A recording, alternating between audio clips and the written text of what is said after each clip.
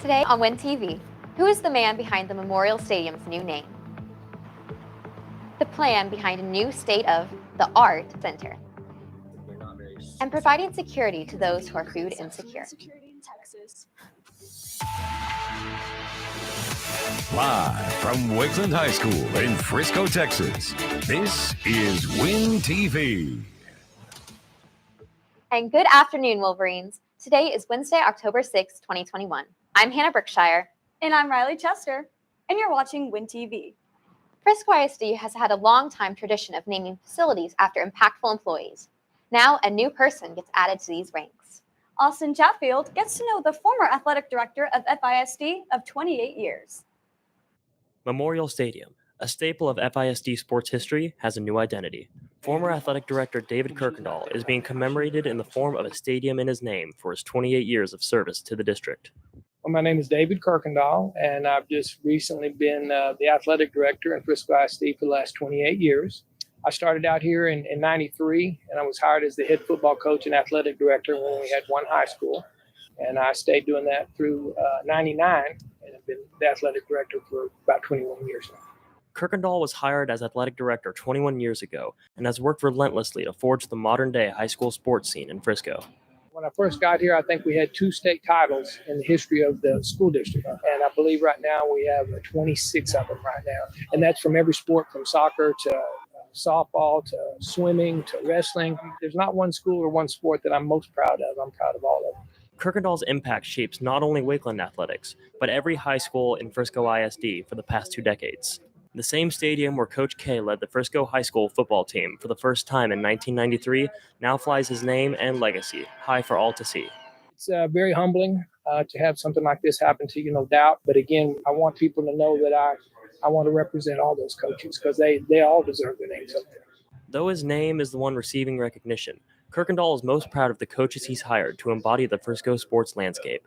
Well, I think it's a culmination of a lot of people. It's not just me. You know, my name is up there, but I'm going to represent. Since I've been here, I was able to hire 21 different campus coordinators, just like Coach Secord. And they're the best of the best. And they turn around and then hire the head coaches of sport, and they hire assistants of sport.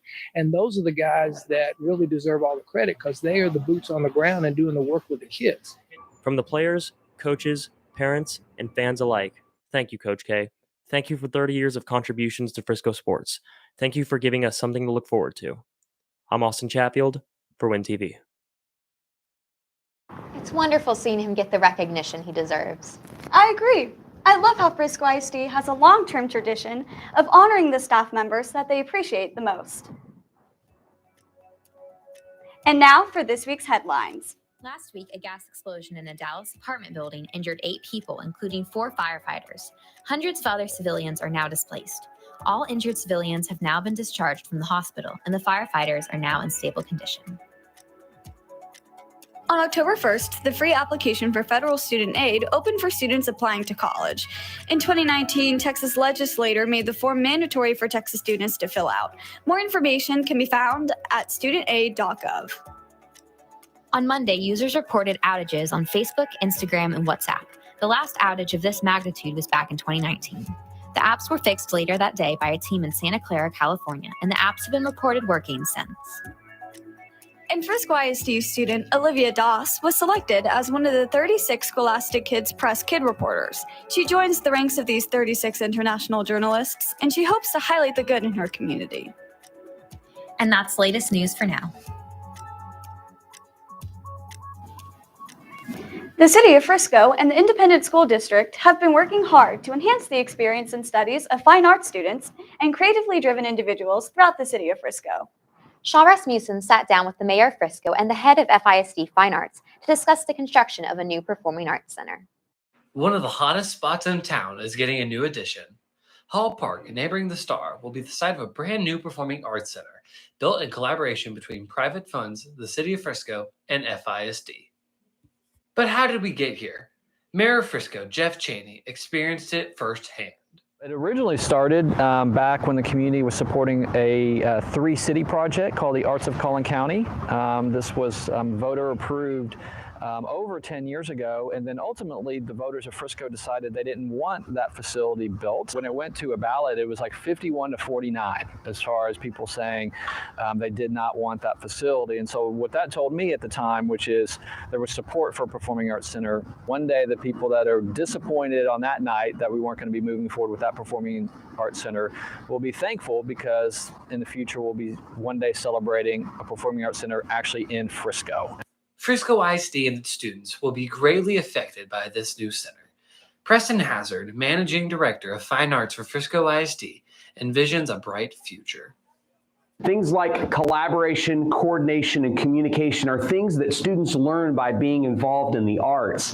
And an opportunity like this to be able to bring that together with students from across the district and other avenues, unique performance situations, these are all things that will be a hallmark of this new facility. And we're looking forward to being able to have a space in-house within Frisco ISD to be able to do those kinds of things.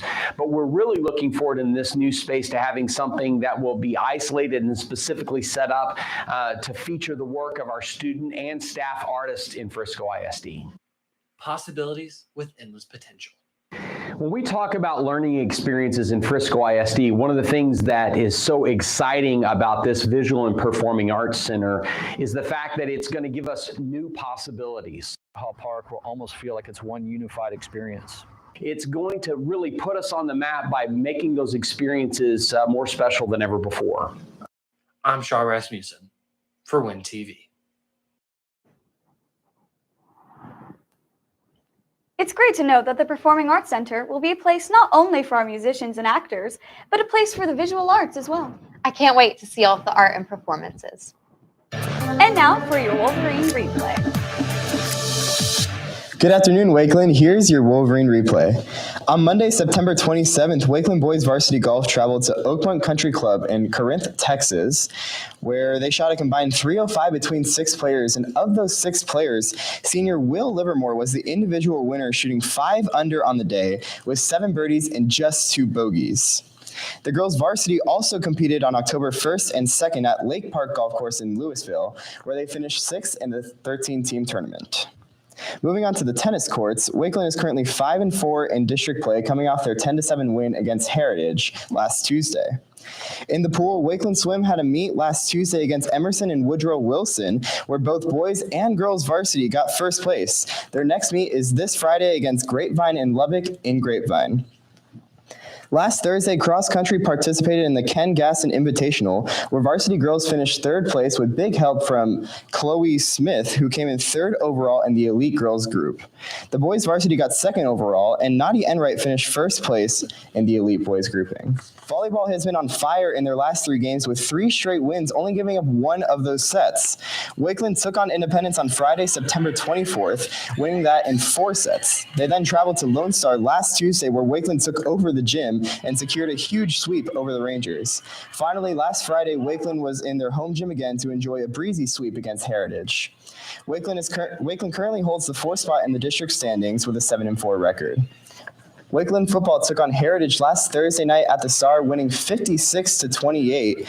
And Star running back Jared White had the game for the ages, racking up 419 total yards with 6 touchdowns. I caught up with him after the game to ask about his performance.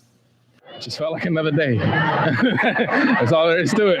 It felt like another day. It felt nice. At halftime, I was pretty tired. I've never done that before. 300 rushing yards. That's a new goal right there. It was a big rushing attack for Wakeland coming after a game where they were under 100 rushing yards in Week 5 against Denton Ryan. So in Week 6, they came out with above 360 rushing yards and 6 touchdowns on the ground game. Jared also talked about what it was like to bounce back from that loss. Well, last week, we kind of got stuck. So this week we had to really prove something, and clearly we did, especially in the run game. The win against Heritage pushes the Wakeland football team to 4-1 on the season, and the team is coming together at their strongest. Football teams strive to create a strong brotherly bond, and no one has your back like a brother. Win TV reporter Ryan Yarbrough talks about how Wakeland's center and quarterback have that built in. Starting center Cade and quarterback Brennan Meyer have been practicing snaps for almost a decade now, and their strong connection is now being showcased at the high school level.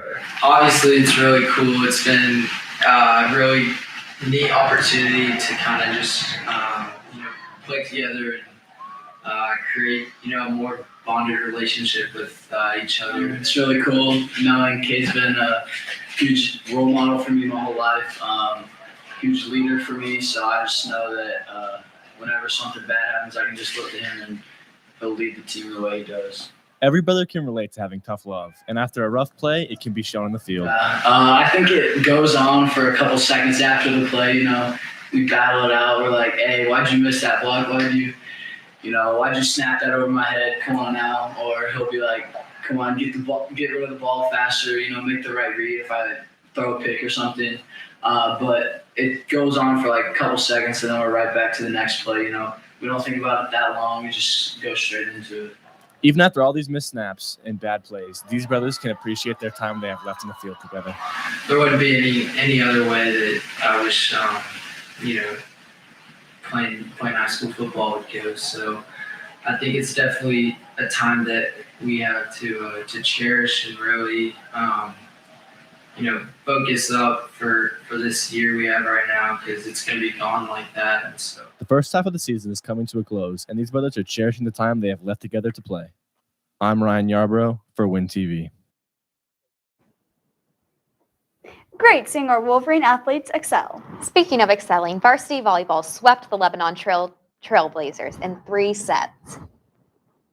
The pandemic has made the need for food banks even more prevalent. Rain Arnook sees how the community came together to meet the new demand. A community coming together to help those in need. Since COVID-19, the rate of food insecurity in Texas has doubled. And although food banks are serving more people than ever, Frisco residents have gathered to help face hunger. Food insecurity essentially means that you don't exactly know where your next meal is going to come from. Someone that's food insecure might have enough food in their pantry or the refrigerator for today and tomorrow, but beyond that is kind of up in the air. They're not very certain. Because of the increase of food insecurity in Texas, food banks have been serving more people than ever. The pandemic forced or caused a lot of businesses to shut down. Because of that, we saw historic rates of unemployment, and that ultimately led to a higher rate of food insecurity in North Texas. It's about 800,000 people. But with more people relying on food banks for support, Frisco has come together to make sure every family has a meal. The Frisco ISD community have been so supportive in terms of donating both food items and also coming out to volunteer, making sure that our shelves are stocked, and also making sure that we do have additional support. But what can Wakeland students do to help fight food insecurity? Wakeland students can help fight food insecurity by donating food items. On our website, they will find the needed items list, where it actually gives them an idea of the items that are typically needed. To help face hunger, donate to your local food banks and get involved in your community. I'm Rain Arnook for Win TV. Speaking of food drives, Wakeland Theater is hosting one. That's right. The annual Trick or Treat So Kids Can Eat food drive starts October 10th and runs through the 22nd. It'll be in your 2B class. This year, there will be 2 ways to help out. You can order goods from any store and have it shipped directly to Frisco Family Services, or you can bring items directly there and drop them off. But be sure to mark Wakeland on your donations so you can get credit and bring your receipts to your 2B class. You can earn up to 2 service hours from participating. 1 hour per 10 goods. And the class with the most donations will get a lunch from Cane's. So be sure to participate and do your part to help the community. Football season is in full force, and with that comes school spirit. Winston Jefferson sees how students can make the student section shine. With every spike and every touchdown, the student section goes crazy for Lakeland High School. After an insane past year, the stands are finally packed and school spirit is full in force. It's wild. Right now we have 2 student sections because that's how many people we have. It's amazing. Everyone's loud. We got posters. It's fantastic. For Ashley Heaton, the student section is just as important as the game itself. I think it's important to show up to the games because honestly it really is. It's important to the team. It influences a lot of But showing up is only the beginning. To the team, student support is everything. I like to come to the games because I think it's a lot of fun. I think we get a lot of people out here, and not only it's fun for us, but it's fun for them. It helps the team win. After this past year, getting involved in school spirit is more important than ever. They can make sure to stay on the phones. It's all over social media. Just keep up with that, and people are posting all the time, so they know when to show up and be there. Students can also make signs, dress up for each theme, and scream their favorite chants. They can be loud, they can scream, they can make announcements, they can shout. Be there this Thursday, October 7th, for the varsity football game against Independence, and be ready to show your Wakeland pride. This week's theme is USA. I'm Winston Jefferson for Win TV. The pandemic may seem like it has died down for some, but for frontline workers, the fight against COVID has not ended. Carter Odom finds ways for us to show our appreciation and support to the frontline workers who have continually worked hard in the fight against COVID-19. COVID has impacted the lives of many. However, not many people have considered how it has impacted the lives of those who are the frontline workers. The outside COVID perspective, I feel, is very different from the hospital's perspective. It's very difficult for us nurses, especially in the ER, to manage our work life and our home life simply because we're so beyond stressed out. Originally, there was much support sent to those frontline workers. As Nurse Mack has stated, in the beginning of all this, the community rallied around us with love and support, providing us medical staff lunches, snacks, and water. Now, we are really pushed beyond our professional, humanitarian, and emotional limits, that we really need that support from our community. Sadly, it doesn't seem to be there anymore. We want to continue this generosity for the frontline workers, whether that be making a card, appreciating what they are doing, making a nice meal, or just a simple spoken thank you can show that the community appreciates what they have done. I'm Carter Odom for Win TV. And that's all for today's episode of Win TV. Be sure you're following our Instagram at Wakeland Win TV for live updates and current stories about what's going on at Wakeland. I'm Hannah Brookshire. And I'm Riley Chester. And this has been Win TV Live for Wednesday, October 6th. Stay forever orange and blue and have a great day, Wolverines.